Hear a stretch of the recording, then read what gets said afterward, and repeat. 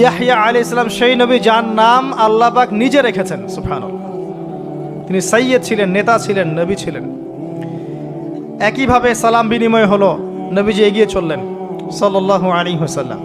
তৃতীয় আকাশে তিনি দেখলেন আরেকজন নবী, তাকে বলা হলো তিনি হচ্ছেন ইউসুফ আলাইহিস সালাম, যাকে পুরো পৃথিবীর অর্ধেক সৌন্দর্য দেওয়া হয়েছে। আর আপনারা জানেন সূরা ইউসুফ একটা সূরাই আছে, আর এই সূরা ইউসুফ জুলাইখার প্রেম কাহিনী নয়, বরং এই সূরা হচ্ছে ইউসুফ আলাইহিস সালামের সাথে তার পিতা ইয়াকুব আলাইহিস সালামের প্রেম কাহিনী। ভালো করে পড়ে দেখবেন। কিভাবে বললাম? ছেলের শোকে কাতর হয়ে বাবা কাঁদতে কাঁদতে অন্ধ হয়ে গেছেন। আপনার গার্লফ্রেন্ড কি আপনার জন্য অন্ধ হয়েছে? যখন ইউসুফ আলাইহিস সালাম একটা রুমাল পাঠালেন, মনে আছে, তার বাবার চোখে দেওয়ার জন্যে, দূর থেকে যোজন যোজন দূর থেকে তার পিতা বলছেন আমি ইউসুফের গন্ধ পাচ্ছি। বাবার ছেলের এমন প্রেম কাহিনী আপনি কোথাও পাবেন না। এটা সূরা ইউসুফ, পড়ে দেখেন। আর ইউসুফ আলাইহিস সালামের যে চরিত্র ছিল, তার চেহারার চেয়ে চরিত্র আরো বেশি সুন্দর ছিল। তাকে জেনার অফার করা হচ্ছে, তিনি বলছেন আল্লাহকে আমি ভয় করি। আর যুবকদেরকে আমরা বলতে চাই যে যদি আপনি জেনা থেকে দূরে থাকতে পারেন, যদি শুধু জেনা থেকে দূরে থাকতে পারেন, আল্লাহ পাক আপনার যে কোনো দোয়া কবুল করবে ইনশাআল্লাহ। নিশ্চিত মৌতের হাত থেকে আল্লাহ আপনাকে বাঁচাতে পারেন যদি আপনি জেনা ছাড়তে পারেন। জেনা মানে শুধু ফিজিক্যাল রিলেশন নয়, জেনা মানে রাতের বেলা জেগে কথা বলাও, অনলাইনে চ্যাটিং করাও, আপনার বান্ধবীর সাথে কফি খাওয়াও, সব কিছুই জেনার অন্তর্ভুক্ত। এগুলো ছাড়তে পারলে আল্লাহ পাক আপনার দোয়া কবুল করবেন। ওইভাবে যে তিনজন ব্যক্তি গুহায় আটকা পড়েছিল, মনে আছে? গুহার মুখের মধ্যে একটা পাথর এসে গেল, সবাই বলছে আজকে আর বাঁচার বুদ্ধি নাই, নিজের আমল দিয়ে আল্লাহর কাছে বাঁচতে চাও। তার মধ্যে একজন বলছে, একজন তাকে পেতে চাইতাম, সে রাজি হয়ে গিয়েছিল 100 স্বর্ণ মুদ্রার বিনিময়ে। আমি বসেছি এই খারাপ কাজ করতে তার রানের মাঝখানে, সে ওই সময় বলেছে তুমি আল্লাহকে ভয় করো। আমি মুদ্রাও দিয়ে দিয়েছি, ওখান থেকে আমি জেনা না করে চলে আসছি। আল্লাহ এই কাজ যদি তোমার পছন্দ হয়ে থাকে, আজকে এই মৃত্যুর হাত থেকে আমাকে বাঁচাও। ওই পাথর সরে গেল। এটা দলিল দিলাম, জেনা ছাড়তে পারলে আপনার দোয়া, যে কোনো দোয়া আল্লাহ কবুল করবে ইনশাআল্লাহ। শুধু তাই নয়, আরশে আজিম আল্লাহ পাকের সবচেয়ে বড় সৃষ্টি, এর নিচে আল্লাহ পাক 7 শ্রেণীর মানুষকে ছায়া দিবেন। তার মধ্যে এক শ্রেণী হচ্ছে সেই যুবক যাকে কোনো সুন্দরী নারী আহ্বান করেছে খারাপ কাজ করার জন্য, উচ্চ বংশের, সে বলেছে আমি আল্লাহকে ভয় করি। পারবেন ইউসুফের মতো হতে? আল্লাহ পাক তৌফিক ইনায়াত করুন, আমিন। আপনি জেনা থেকে দূরে থাকেন, আল্লাহ পাক আপনার ঘরে খাদিজা রাদিয়াল্লাহু আনহার মতো মেয়ে দিবেন ইনশাআল্লাহ। আপনি 10টা ঘাটের পানি খেয়ে আসবেন, দেখবেন এমন বউ আল্লাহ কপালে জুটাইছে, সে মাশাআল্লাহ 20 ঘাটের পানি খাওয়া। হ্যাঁ, কিফাউন কিরাম, আল্লাহ পাক একদম দুনিয়াতে ইকুয়ালি ডিল করেন, ইকুয়ালি ডিল করেন। আল্লাহ পাক আপনাদের প্রত্যেকের পারিবারিক জীবনটা সুখী করুন, দোয়া করি, আমিন। ইউসুফ আলাইহিস সালাম তারপরে এগিয়ে চললেন, আর প্রত্যেক আকাশেই মারহাবা মুসাফা হচ্ছে এবং সালাম হচ্ছে। চতুর্থ আকাশে নবী সাল্লাল্লাহু আলাইহি ওয়াসাল্লাম দেখছেন ইদ্রিস আলাইহিস সালাম। ইদ্রিস আলাইহিস সালামের কথা সূরা মারিয়ামের মধ্যেও আছে, পড়ে দেখবেন। সালাম বিনিময় হলো, নবীজি এগিয়ে চললেন। পঞ্চম আকাশে তিনি দেখছেন হারুন আলাইহিস সালাম। কার ভাই? মূসা আলাইহিস সালামের ভাই। তিনি কিন্তু মূসা আলাইহিস সালামের সাথে ফেরাউনের সামনে গিয়ে দাওয়াত দিয়েছেন, মনে আছে? আরেকটা কথা বলি, কোরআনে দাড়ির দলিল আছে? দাড়ি বলবে নাই। কোরআনে কোথায় দাড়ির দলিল আছে বলেন তো দেখি, কে বলতে পারবেন? কঠিন প্রশ্ন। 500 টাকা পুরস্কার দেব আমার পক্ষ থেকে, জান। যদিও 500 কোনো টাকাই না, টাকার মান দিন দিন কমছে।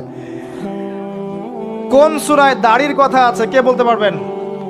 আলেম ওলামা বাদ, তারা তো পারবেন। আমরা সিভিলিয়ানদের জিজ্ঞাসা করছি, সাধারণ জনগণকে। কে পারবেন বলেন?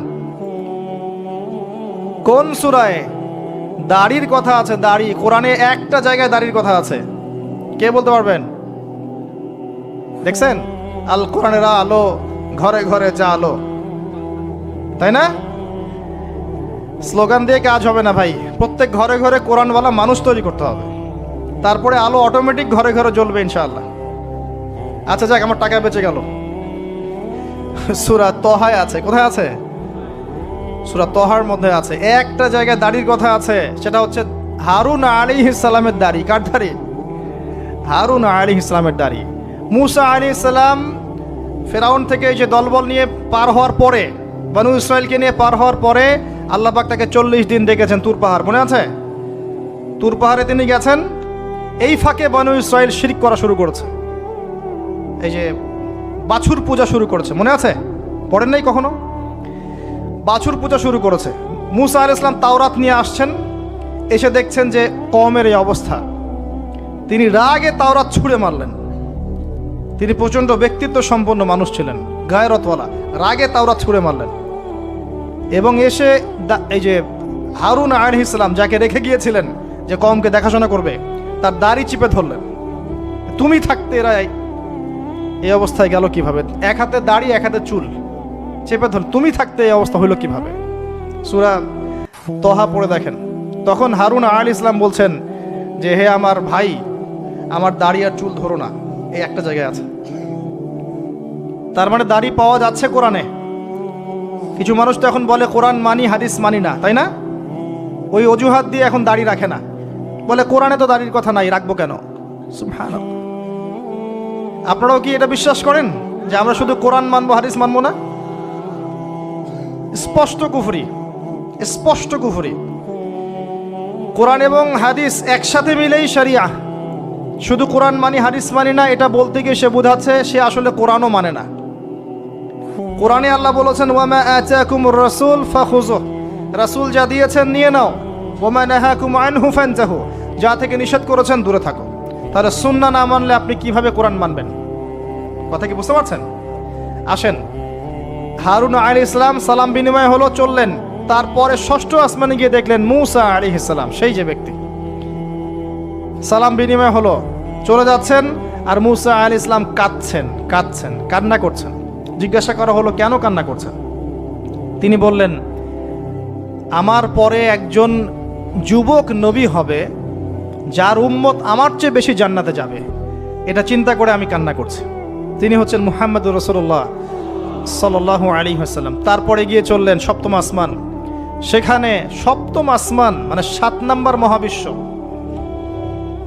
সেখানে গিয়ে দেখলেন যে বাইতুল মামুর নামে একটা জায়গা আছে, ঠিক কাবা ঘরের একদম এক্স্যাক্টলি উপরে, একদম সোজা উপরে বাইতুল মামুর নামে একটা জায়গা আছে। এটা হচ্ছে ফেরেশতাদের ইবাদতের জায়গা, তারা সেখানে তাওয়াফ করেন। প্রতিদিন 70,000 ফেরেশতা, প্রতি মুহূর্তে 70,000 ফেরেশতা এখানে তাওয়াফ করে। এবং যার একবার তাওয়াফের সুযোগ হয়েছে সে আর কখনো সুযোগ পাবে না, শেষ। আল্লাহ পাকের ফেরেশতাদের সংখ্যা চিন্তা করেন তাহলে। এবার সেখানকার দেয়ালে হেলান দিয়ে আছেন ইব্রাহিম আলাইহিস সালাম, তার চেহারা একদম মুহাম্মদ সাল্লাল্লাহু আলাইহি ওয়াসাল্লামের মতো। এবং অনেক ছোট ছোট বাচ্চা তার সামনে খেলা করছে। ওই যে বাচ্চা কোরবানির কথা মনে আছে? যেসব মুমিন মুসলিমদের ছোট ছোট বাচ্চা কাচ্চারা নাবালক অবস্থায় মারা যায় না, তাদের আত্মাগুলো সেখানে চলে যায়, তারা সেখানে খেলা করতে থাকে। যারা পিতা পায়নি, যখন পিতার কথা মনে হয় খেলতে খেলতে, তখন তারা ইব্রাহিম আলাইহিস সালামের কাছে দৌড় দেয়। মায়ের কথা মনে হলে তার স্ত্রীর কাছে দৌড় দেয়। আমাদের যাদের সন্তান 2-1 মারা গেছে, এটা আমাদের পরকালে অ্যাসেট, পরকালের সম্পত্তি। কিয়ামতের মাঠে ওই ছেলে ওই মেয়ে আপনার হাত ধরবে, আঙ্গুল ধরে ফেলে বলবে আল্লাহ আমার বাবাকে মাফ করে দাও, না হলে আমি জান্নাতে যাব না। তাই বেশি বেশি বাচ্চা কাচ্চা নিতে হয় সামর্থ্য অনুযায়ী, আর সামর্থ্য আল্লাহ দিবেন। যখন আপনি 4টা-5টা এরকম করে বাচ্চা কাচ্চা নিবেন, 2-1টা বাচ্চা মারা যেতে পারে, এগুলো আপনার পরকালের সম্পত্তি। এখন তো আমাদের জেনারেশনকে রেস্ট্রিক্টেড করার জন্যে 2টো সন্তানের বেশি নয়, 1টি হলে ভালো হয়। সুবহানাল্লাহ। মুসলিমদেরকে চতুর্দিক থেকে চাপে ফেলা, চতুর্দিক থেকে গলা চিপে ধরা আর কি। জনশক্তিতে রূপান্তরিত হলে কোনো সমস্যা আছে? চাইনিজদের জনসংখ্যা কত? চায়নার জনসংখ্যা কত? ম্যাক্সিমাম জনগণকে তারা জনশক্তিতে রূপান্তরিত করেছে। এই আপনার পশ্চিমারায় ন্যাটো ম্যাটো যত কিছু আছে, চায়নার এগেনস্টে কথা বলুক দেখি কত বড় সাহস। সারা বিশ্বকে নিয়ন্ত্রণ করে ফেলছে ওরা এখন। কই তারা তো আর তারা যখন দেখেছে যে আমাদের আর প্রয়োজন নাই, তখন তারা একটা লস দিয়েছে ওদের কান্ট্রিতে। এটা মুসলিমদের জন্য প্রযোজ্য নয়। যাই হোক, সন্তান সন্ততি ওখানে গিয়ে মারা গেলে আপনার অ্যাসেট। এরপরে আসেন যারা ইচ্ছা করে সন্তান হত্যা করছে, গর্ভের সন্তান যখন জানছে যে এটা মেয়ে তখন তাকে ফেলে দিচ্ছে। আবার অবৈধ সন্তান যারা অ্যাবর্শন করে নষ্ট করছে, এই যে হত্যাগুলো, এই প্রাণগুলোকে আল্লাহ পাক কিয়ামতের মাঠে জীবন্ত করবেন এবং তাদেরকে দেখিয়ে ওই ব্যক্তিদেরকে চার্জ করা হবে যে কি অপরাধে তাকে হত্যা করা হয়েছিল। সতর্ক হয়ে যান। আল্লাহ পাক এটাও বলেছেন, দারিদ্র্যের ভয়ে সন্তানকে হত্যা করো না, রিজিক আল্লাহ দিবেন ইনশাআল্লাহ। এই সমুদ্রের কোটি কোটি মাছকে আল্লাহ পাক খাওয়াতে পারলে আপনাকে আমাকেও খাওয়াতে পারবে ইনশাআল্লাহ, যদি না আমরা আমাদের রিজিকটা সংকুচিত করে ফেলি। মানুষের রিজিক কেড়ে খাচ্ছে সুদের মধ্য দিয়ে। মানুষের রিজিক কেড়ে খাচ্ছে সুদের মধ্য দিয়ে, অন্য কোনো বিষয় নাই, সুদ, রিবা। আসেন, সপ্তম আসমানে এই অবস্থা। এরপরে নবী সাল্লাল্লাহু আলাইহি সাল্লামকে আরো সামনে নিয়ে যাওয়া হলো। এই জায়গার নাম সিদরাতুল মুনতাহা। কি নাম? সর্বশেষ জায়গা, যেখানে জিবরাইল আলাইহিস সালামও এর উপরে আর যেতে পারেন না। যদিও বা জিবরাইল আলাইহিস সালাম ফেরেশতাদের সর্দার, তিনিও যেতে পারেন না। তারপরে আরেকটা জগৎ আছে, ওই জগৎ থেকে আদেশ এই সিদরাতুল মুনতাহা পর্যন্ত আসে, এখান থেকে কালেক্ট করে নিচে নামানো হয়। আবার এখান থেকে কোনো আদেশ বা কোনো আদেশ না, এখান থেকে কোনো ফলাফল মুনতাহা পর্যন্ত নিয়ে যাওয়া হয়, সেখান থেকে উপরে তুলে নেওয়া হয়। ওটা একটা বর্ডার, কথা বুঝতে পারছেন? এটা একটা বর্ডার, নো ম্যানস ল্যান্ড। এই জায়গায় গিয়ে জিবরাইল আলাইহিস সালাম নিজের আকৃতিতে আসলেন। 600টা পাখা। কতগুলো পাখা? 600 পাখা। নবী সাল্লাল্লাহু আলাইহি সাল্লাম একটু বিব্রত বোধ করছিলেন, তিনি আবার আগের রূপে ফিরে আসলেন। এই জায়গায় বাহন চেঞ্জ করা হলো। এখানে নবী সাল্লাল্লাহু আলাইহি সাল্লাম বলেছেন, আমি সিদরাতুল মুনতাহায় এমন কিছু রং দেখেছি, এত অপরূপ সৌন্দর্য দেখেছি, যেটা কোনো মানুষের পক্ষে ভাষায় প্রকাশ করা সম্ভব না। এটা শেষ সীমানা এবং এটা একটা বড়াই গাছের মতো দেখতে। সরি, বড়ই গাছ, বড়াই গাছ না, আসলে বড়ই গাছের, কুল গাছের মতো দেখতে। এরপর আরেকটা বাহন আনা হলো, এটা বাহন চেঞ্জ করা হলো। এবার তিনি আরো ঊর্ধ্বে উঠে যাচ্ছেন, উঠছেন।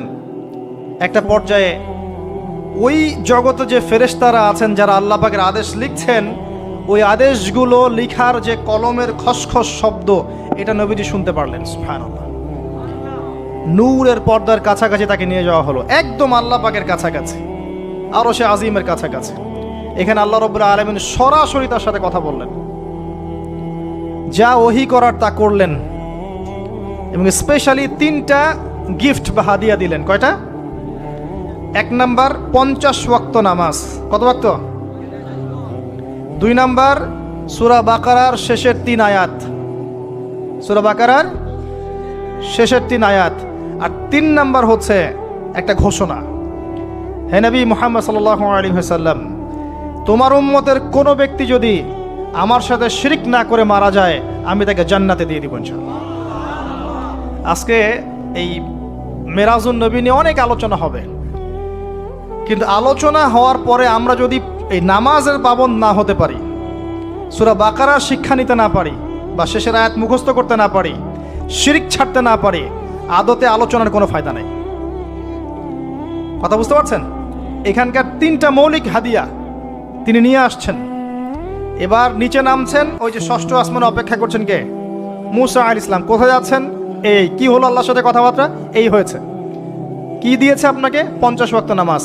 বলেন কি 50 ওয়াক্ত নামাজ? আমার উম্মতে 2 ওয়াক্ত নামাজ ছিল, পড়তে পারে নাই। পারবেন আপনার উম্মত, আপনি ফিরে যান, নামাজ কমিয়ে নিয়ে আসেন। লজ্জাবোধ করলেন নবী সাল্লাল্লাহু আলাইহি সাল্লাম, তাও ফিরে গেলেন। 50 থেকে 45, 45 থেকে 40, 40 থেকে 35, করতে করতে করতে করতে 5।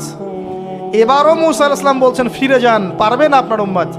মুসা আলাইহিস সালাম কত দূরদর্শী ছিলেন দেখেন, পারে উম্মত? ম্যাক্সিমামই তো পারে না। কথা ঠিক আছে না? ম্যাক্সিমাম উম্মতি কিন্তু পারছে না 5 ওয়াক্ত নামাজ পড়তে। তো মুসা আলাইহিস সালামের দূরদর্শিতা ঠিকই ছিল, পারবেন আপনার উম্মত। তিনি লজ্জাবোধ করলেন। আল্লাহ পাক বললেন, তোমার উম্মতের জন্য 5 ওয়াক্তই ফিক্স করলাম, কিন্তু যদি 5 ওয়াক্ত তারা ঠিকঠাক মতো আদায় করে 50-এর নেকি দিয়ে দিব ইনশাআল্লাহ। এবং আরেকটা ঘোষণা দিলেন, সেটা হচ্ছে যে তোমার উম্মতের যে কোনো ভালো কাজকে 10 দিয়ে গুণ করে দেয়া হবে। একটা নেকির কাজ করবেন 10 গুণ বৃদ্ধি করা হবে, কিন্তু একটা গুনাহ করলে 10 দিয়ে গুণ করা হবে না, একই থেকে যাবে। এবং আপনার উম্মতের কোনো ব্যক্তি যদি কবিরা গুনাহ ছেড়ে দেয়, কবিরা গুনাহ তো বোঝেন, বড় বড় গুনাহ ছেড়ে দেয়, তার সমস্ত সগীরা গুনাহ মাফ করে দেওয়া হবে। আর কি চাই? এবার নবী সাল্লাল্লাহু আলাইহি ওয়াসাল্লাম ফিরে আসছেন। এবার শোনেন আমাদের শিক্ষা। ফিরে আসছেন, আসার আগে তাকে জান্নাত জাহান্নাম দেখানো হয়েছে। নবী সাল্লাল্লাহু আলাইহি ওয়াসাল্লাম যে বিষয়গুলো দেখেছেন, এর মধ্যে যেগুলো হাদিসে এসেছে আমি খুব সংক্ষিপ্ত আকারে বলছি, এবং এখান থেকে আমাদের শিক্ষা নেবেন। মনে রাখবেন, এখন যেগুলো বলছে এগুলো এই উম্মতের জন্য খাস, আমাদের উম্মতে মুহাম্মাদের জন্য খাস। তিনি আসছেন, বারজাখের জগতি হোক আর জাহান্নামের শাস্তি হোক। একজন ফেরেশতাকে দেখলেন, তার মুখে হাসি নাই। কি নাই? জিবরাইল আলাইহিস সালামের সাথে কথোপকথন হচ্ছে, তিনি নবীজিকে সালাম দিলেন, সালামের উত্তর দেওয়া হলো, কিন্তু মুখে হাসি নাই। বাকি সবাই তার সাথে হাসি মুখে সাক্ষাৎ করেছেন, এই ফেরেশতা বাদ দিয়ে। তিনি জিজ্ঞাসা করছেন, জিবরিল আলাইহিস সালাম, তার মুখে হাসি নাই কেন? তাকে বলা হলো, এই ফেরেশতার নাম হচ্ছে মালিক। কি নাম? সূরা যুখরুফের মধ্যে আছে, তার নাম হচ্ছে মালিক। আল্লাহ পাক তাকে জাহান্নামের প্রহরী বানিয়েছেন, জাহান্নামের চিফ অফ কমান্ড মালিক। যখন থেকে আল্লাহ পাক তাকে এই দায়িত্ব দিয়েছেন, তার মুখের হাসি উঠে গেছে।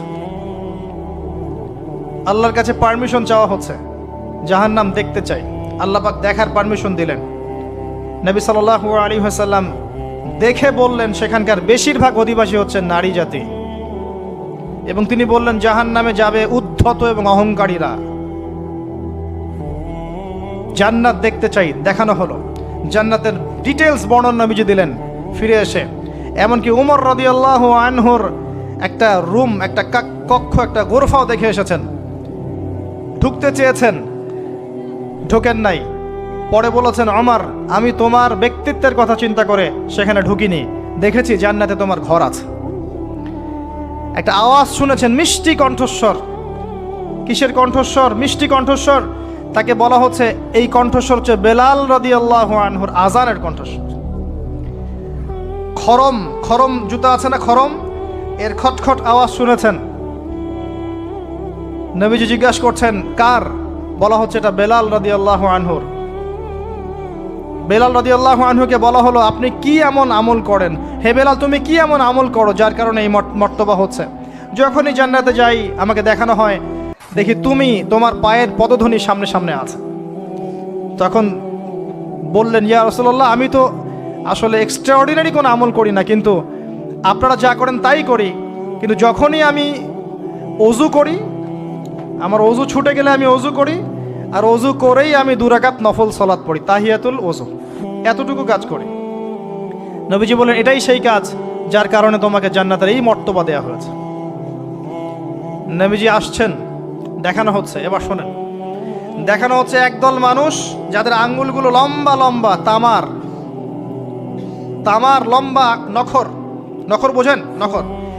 গাল এভাবে হ্যাঁচড়াচ্ছে, গাল, নিজের গাল নিজে হাসড়াচ্ছে, এবং নিজের দেহ থেকে গোশত তুলে ফেলছে, ভক্ষণ করছে। নবীজি জিজ্ঞাসা করলেন সাল্লাল্লাহু আলাইহি সাল্লাম, এরা কারা? কি কারণে এদের শাস্তি হচ্ছে? তাকে বলা হলো, এরা আপনার উম্মতের সেই সব ব্যক্তি যারা সবসময় গীবত আর সমালোচনায় ব্যস্ত থাকত। শিক্ষা নিয়ে নেন, আমার মনে হয় না আমার কিছু বলার প্রয়োজন আছে। এরা আপনার উম্মতের সেই সব ব্যক্তি যারা আপোষে গীবত, অপবাদ এবং সমালোচনায় ব্যস্ত থাকতো। তার মানে এই উম্মতের একটা বড় সমস্যা হবে গীবত।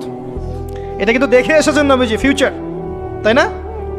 এটা বারজাখের শাস্তি চলছে, এটা অন্য একটা জগৎ যেটাকে আপনি এখানকার সময় স্থানকাল দিয়ে ব্যাখ্যা করতে পারবেন না।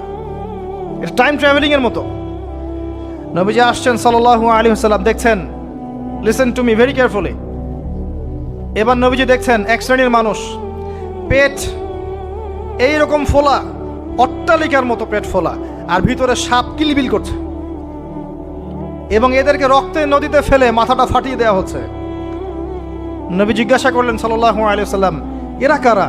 মর্মান্তিক শাস্তি দেওয়া হচ্ছে, এরা কারা? এরকম শাস্তি দেয়া হচ্ছে, আপনি দেখলে আপনার কেমন লাগবে? নবীজিকে বলা হচ্ছে সাল্লাল্লাহু আলাইহি ওয়াসাল্লাম, এরা আপনার উম্মতের এই সব ব্যক্তি যারা ছিল সুদখোর, রিবাখোর। মানে এই উম্মতের অন্যতম বড় সমস্যা হবে রিবা, যেটা আমি বলেছি, প্রতিটা সেক্টরে রিবা। সবচেয়ে নিম্ন পাপ নিজের মায়ের সাথে জেনা করা, সবচেয়ে উচ্চ পাপ আল্লাহ এবং তার রাসূলের সাথে যুদ্ধ করা, এটা হলো সুদ। এবং এর বাস্তবতা হচ্ছে এই, ধনী দিন দিন ধনী হবে, গরিব দিন দিন গরিব হবে, এটা বাস্তবতা। রক্ত চুষে খাওয়া হয়, এই কারণে রক্তের নদীতে ফেলা হয়েছে। এবং সাপ খেয়েছে তারা, সাপ খেয়ে পেট ফুলিয়ে ফেলেছে। আমার মনে হয় না ব্যাখ্যা করার প্রয়োজন আছে। আর একটা হাদিস আগেই বলেছি, যে দেয়, যে নেয়, যে সাক্ষী থাকে, যে লিখে রাখে, সবাইকে সমানভাবে লানত করেছেন নবী সাল্লাল্লাহু আলাইহি ওয়াসাল্লাম। নবীর লানত নিয়ে হাউজে কাউসারের পানি কোশ্চিন কালো পাবেন না, কবরের উত্তর দিতে পারবেন না। এমনকি এই নবী সাল্লাল্লাহু আলাইহি ওয়াসাল্লামের সুপারিশ আপনার কপালে নাও জুটতে পারে, সতর্ক হয়ে যান। না খেয়ে থাকেন, সুদ খায়েন না। না খেতে খেতে না খেয়ে মারা যান, তাও সুদ খায়েন না। আর যদি আপনি আল্লাহর জন্য ছাড়তে পারেন, আল্লাহর জন্য ছেড়ে দেন, আল্লাহ পাক আপনাকে বেহিসাব রিজিক দেবে ইনশাআল্লাহ।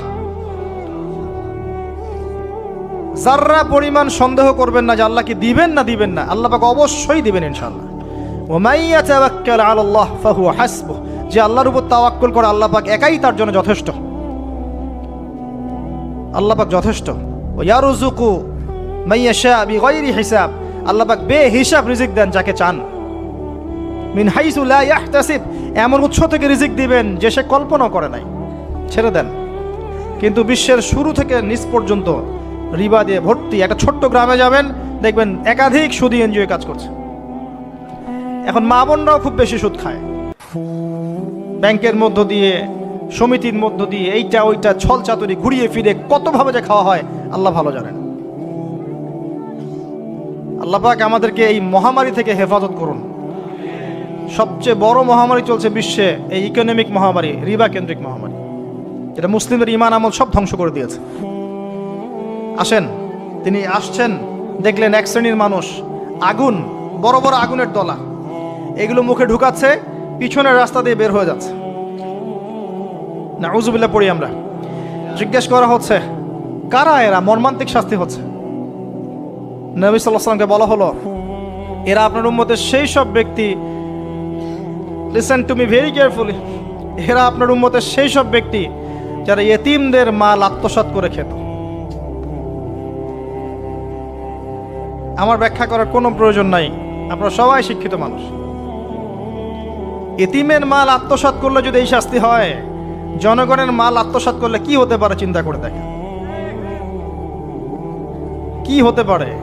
এটা মানুষের হক, আল্লাহর কাছে ক্ষমা পাওয়া যাবে না, মানুষকে দিতে হবে। আরও এগিয়ে আসলেন, তিনি দেখছেন, এবার বলতে গিয়ে আমার বুক কাঁপছে। দেখলেন এক শ্রেণীর মানুষ, জিহ্বাগুলোকে টানা হচ্ছে, আগুনের কেচি দিয়ে কেটে দেওয়া হচ্ছে।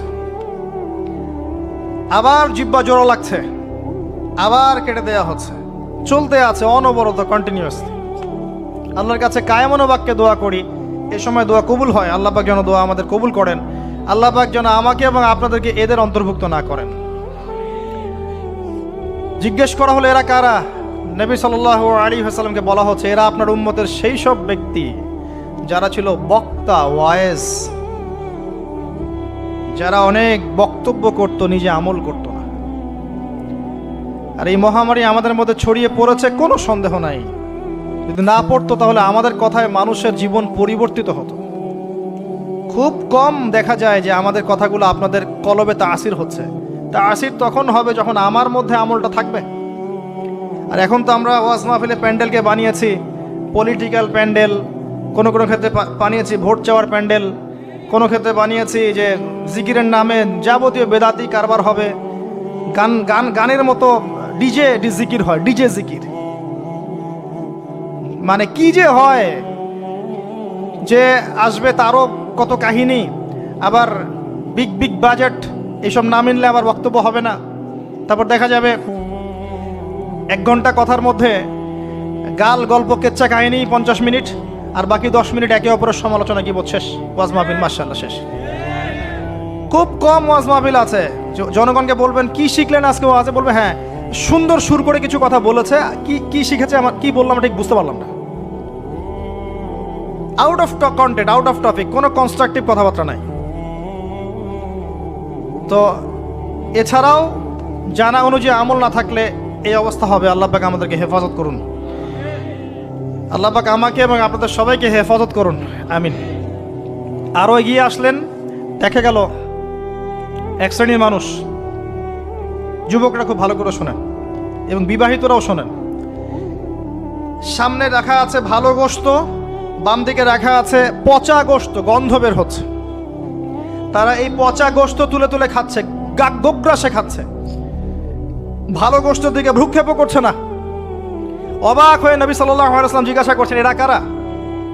তাকে বলা হচ্ছে, এরা আপনার উম্মতের সেই সব ব্যক্তি যাদের ঘরে পবিত্র স্বামী ছিল, বাইরে অন্য পরপুরুষের সাথে প্রেম করেছে, যাদের ঘরে পবিত্র স্ত্রী ছিল, বাইরে পরকিয়া করেছে। আর এখন যত মিডিয়া আছে দেখবেন, সিরিয়াল, মুভি, জাবি জাবি, এরা পরকিয়া শিখায়,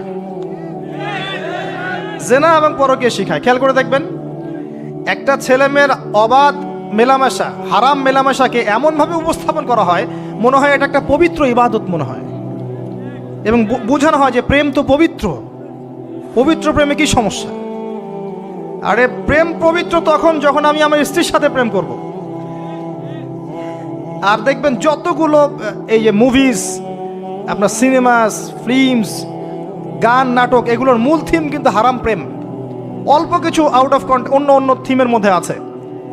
দেশ নিয়ে কতগুলো মুভি হয়েছে, কতগুলো নাটক হয়, ইসলাম নিয়ে কতগুলো হয়, শ্রদ্ধা ভক্তি এগুলো নিয়ে কতগুলো হয় দেখবেন।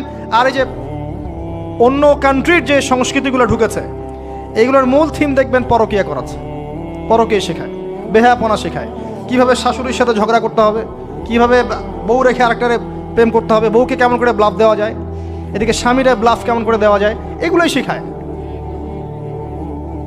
এবং অনেক ক্ষেত্রে দেখা যায় তাদের দেশের মানুষ এগুলোর প্রতিবাদ করছে, আর আমাদের মা বোনরা এগুলো দিব্যি দেখছে, ডেইলি রুটিন, যে 3-4 ঘন্টা এগুলো দেখতেই হবে। বাঘের সামন থেকে আপনি হাড্ডি গোশত নিয়ে আসতে পারবেন, এইসব মেয়েদের হাত থেকে রিমোট নিতে পারবেন না।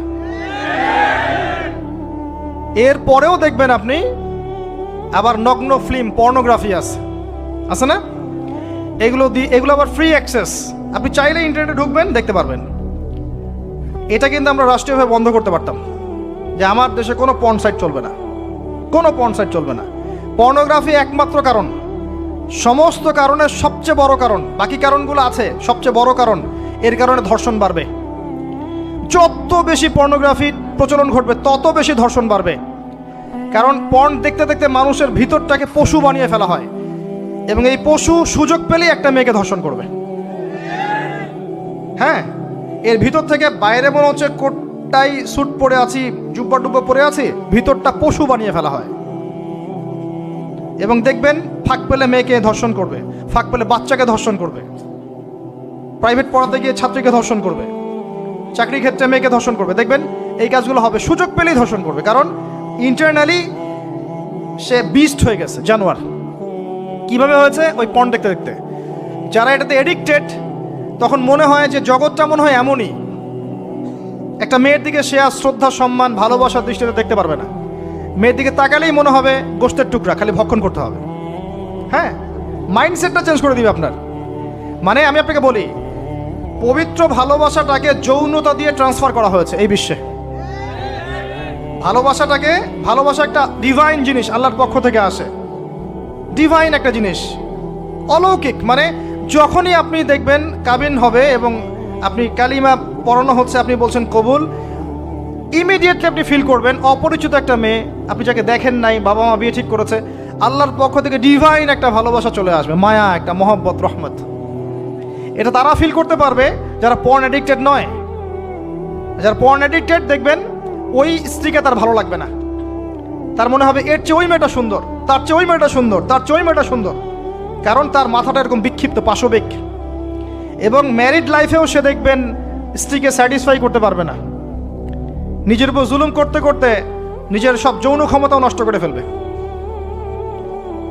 আর একাধিক বিয়ে তো অনেক দূরের কথা, একটাই তার কাছে অনেক ভারী মনে হবে। পরে এসব ট্রিটমেন্ট করে কোনো লাভ হবে না। আল্লাহর দেওয়া সম্পদ নষ্ট করলে ট্রিটমেন্ট দিয়ে আসলে কোনো কাজ হয় না। তো আমি যেটা বলতে চাচ্ছিলাম, এই পর্নোগ্রাফি দিয়েই ধর্ষণ বাড়ছে। এটাকে বন্ধ না করতে পারলে আপনি পারবেন না। এর উপরেও আছে আবার ফাঁকফোকর, আইনের ফাঁকফোকর। ধর্ষক সবার বিচার হবে, এটা মেনে নিয়ে দুষ্কর। এখন অনেকেই বেরিয়ে যায়, অনেকেই ফাঁকফোকর পেয়ে যায়। তো সব মিলিয়ে এতে করে সামাজিক কাঠামো নষ্ট হচ্ছে। এর উপর ফ্রি মিক্সিং আছে, অবাধ মেলামেশা আছে, আমরা উস্কাচ্ছি এগুলোকে, কাছে আসার গল্প। আস্তে আস্তে দেখবেন কাঠামোটা আরও কলাপস করে যাবে দিন দিন। এর ফলে কি হবে আমি বলে দিই, শোনেন, আমার উপর রাগ করে না। দিন দিন কি হবে আমি এটাও বলে দিচ্ছি। যত ডে যাবে দেখবেন এর চেয়ে বেশি সমকামিতা বাড়বে। এগুলোর ফলাফল, এর খিজির আলাইহিস সালামের মতো চোখ দিয়ে দেখেন, এরগুলোর ফলাফল পরে আসবে এমন একটা সময় যে মেয়েদেরকে ধর্ষণ, এর সাথে সমকামিতা। কারণ মানুষ মেয়েদের উপর থেকে দেখবেন আগ্রহ কমে যাবে, এবং সমকামিতা যে বাড়বে, হাদিসে এসেছে যে এই উম্মতের উপর আমি ভয় করি এই উম্মতের মধ্যে সমকামিতা ছড়িয়ে পড়বে। আল্লাহর রাসূল বলেছেন আরও বাড়বে চাইল্ড অ্যাবিউজিং, বাচ্চাদেরকে রেপ করা হবে বেশি বেশি বিকজ অফ এই পর্নোগ্রাফি। যতদিন যাবে দেখবেন যারা মেয়ে সন্তানের বাবা খুবই সতর্ক, সাবধান।